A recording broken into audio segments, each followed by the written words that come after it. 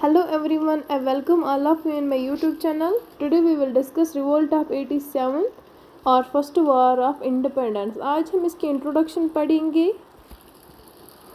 ये इंडिया में काफ़ी मशहूर है। जो ये रिवोल्ट ऑफ 87 है, ये इंडिया में काफ़ी ज़्यादा मशहूर है क्योंकि ये रिवोल्ट ऑफ 87 ये largest gathering of the people मानी जाती है इंडिया में।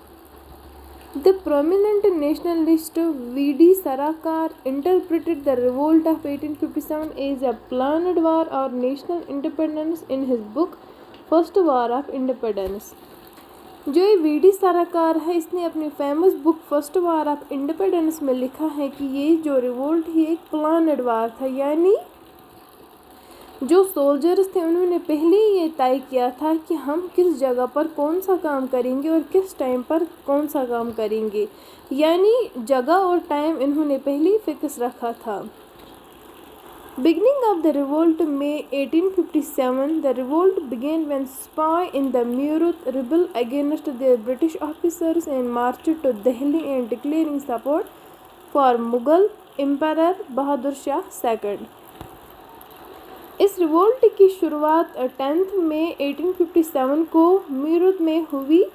वहाँ पे कुछ जो सोल्जर्स थे उन्होंने ब्रिटिशर्स के खिलाफ बगावत शुरू की, क्योंकि जो सोल्जर्स थे उन पे बहुत जुल्म करते थे। ये ब्रिटिशर्स उनको बहुत दूर भेजते थे काम करने के लिए विदाउट एनी सपोर्ट और विदाउट एनी वेपन्स, जिसकी वजह से ये खुद को रात में बच जाते, क्योंकि अगर इनको कोई जंगली जानवर मिलता था तो उनको ये वेपन नहीं था कि वो उससे लड़ पाए। ब्रिटिशर्स ने उनको ये सपोर्ट भी नहीं दिया था। फिर ये सारे स्पाइज दिल्ली चले गए और वहाँ पे मुगल एम्परर बहादुर शाह सेकंड को अपना किंग डिक्लेयर किया। The Indian Rebellion of 1857 was a major uprising in India.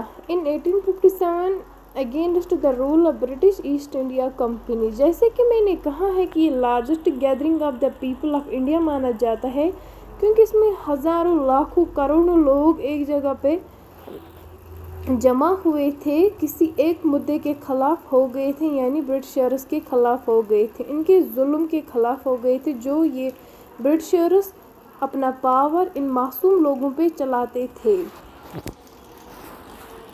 The rebellion began on 10th May in the form of mutiny of spies of company's army in the Grecian town of Meerut. जैसे मैंने कहा है कि ये मीरत में हुआ, कुछ सिपाहीज यानी सोल्जर्स ने पहले ही ब्रिटिशर्स के खिलाफ बगावत शुरू की थी। Then erupted into other mutinies and civil rebellion chiefly in the upper Gangetic Plain and central India। उसके बाद ये सेंट्रल इंडिया और अपर गिगेंटिक प्लान में भी पहुंच गया। पहले जो ये बगावत ये शुरू की थी इन स्पाइज ने, फिर धीरे धीरे सिविल लोग भी इनको साथ देने लगे, क्योंकि जो ब्रिटिशर्स का जुल्म है वो बस सोल्जर्स ही नहीं सह रहे थे, बल्कि आम लोग भी उसको बहुत ज़्यादा बर्दाश्त कर रहे थे, क्योंकि बस ये जो पीजेंट्स थे, ज़मींदार थे, उनको भी बहुत सारा मुश्किल सामना करना पड़ा इन ब्रिटिशर्स की वजह से। ये धीरे धीरे इनकी ज़मीन हड़पते थे, इनकी जो कागजात ज़मीन वाली थी ये उनको भी हड़प लेते थे। It occurred further north and east, ये नॉर्थ एंड ईस्ट में भी स्प्रेड हुआ। The revolt of 1857 also known as the sepoy mutiny और फर्स्ट वॉर ऑफ इंडिपेंडेंस। इसको फर्स्ट वॉर ऑफ इंडिपेंडेंस और स्पाई म्यूटनी भी कहा जाता है।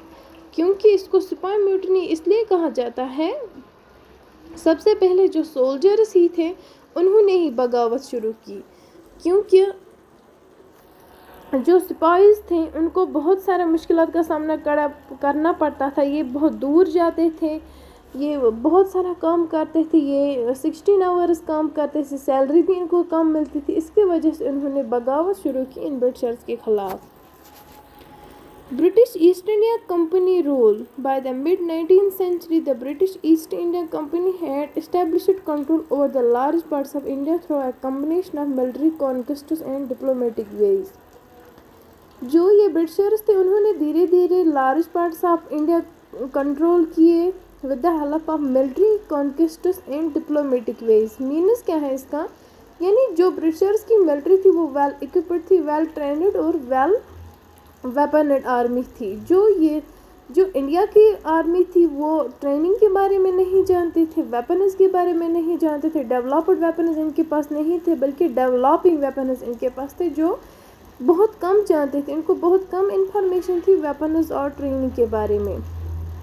उसकी वजह से ब्रिटिशर्स यहाँ पे बहुत सक्सेस हासिल की, क्योंकि जो इंडिया के लोग थे ये माना जाता है कि ये एक हिसाब सदियों की नींद से सोए थे, फिर यहाँ के लोगों पे खुद का राज चला दिया।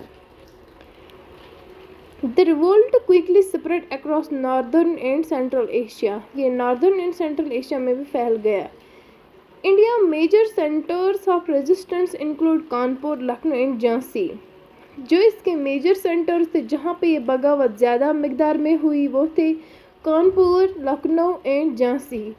प्रोमिनेंट लीडर्स यानी टॉप लीडर्स कौन थे? रानी लक्ष्मीबाई अब झांसी की थी, तंतानिया टोपी, Begum Hazrat Mahal of Awadh. In Delhi, Bahadur Shah II, the last Mughal emperor, played a symbolic role। जो बहादुर शाह सेकंड था इसने ये सारा रिवोल्ट लीड किया, यानी ये सारा रिवोल्ट का लीडर था। एंड ऑफ द रिवोल्ट कैसे हुआ? March 1858 the revolt was officially suppressed by March 1858 with the British restating control over the rebel territories. यानी धीरे धीरे जो ब्रिटिशर्स थे ये कामयाब हुए इस रिवोल्ट को दबाने के लिए। Now we will see their causes. अब हम रिवोल्ट ऑफ 1857 के काजेज देखेंगे कि कौन से काजेज रहे हैं, कौन से political cause, economic cause, social and religious causes, immediate causes, कौन से वजूहात रहे हैं, कौन सा बैकग्राउंड रहा है इस रिवोल्ट ऑफ 1857 के पीछे, उसको हम डिटेल में एक्सप्लेन करेंगे। Till then thanks.